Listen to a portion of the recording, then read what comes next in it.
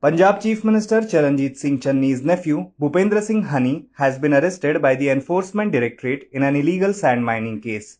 The probe agency took Hani into custody yesterday evening and will produce him in a CBI court today.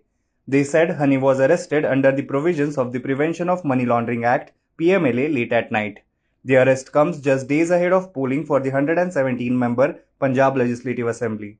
Voting will be held on February 20th, while the results will be out on March 10. Moving on to the next news.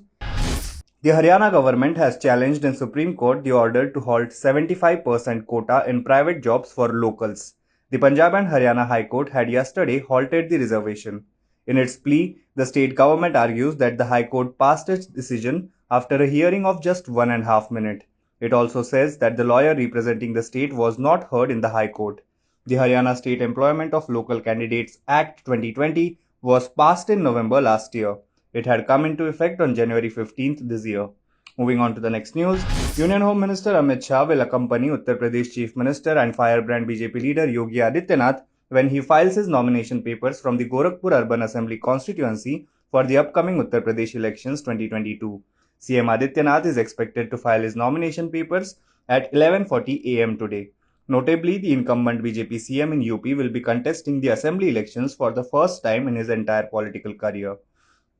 Prior to his appointment as UP CM, Adityanath was the Lok Sabha MP from Gorakhpur, the seat which he won 5 times. Besides Shah, Uttar Pradesh BJP President Swatantra Dev Singh and Nishad Party Chief Sanjay Nishad would also accompany Adityanath when he goes to file his nomination papers.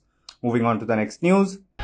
The United States asserted that it stands with India against Chinese aggression as several lawmakers slammed China for choosing a PLA soldier who was part of the military command that attacked Indian soldiers in the Galwan Valley in 2020 as torchbearer for the Beijing Winter Olympics.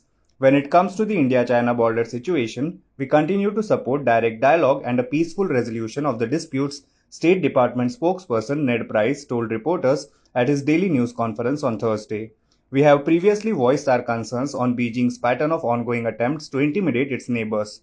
As we always do, we stand with friends, we stand with partners and allies to advance our shared prosperity, security, and values in the Indo-Pacific, he further added.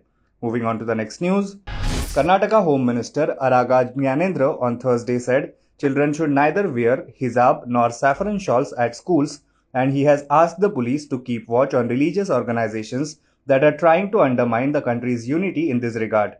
Speaking to reporters, he said no one should come to school for practicing their religion, as it is a place where all students should learn together with a feeling of oneness. The remarks come amid a row over wearing hijab by some students at a government pre-university college at Udupi.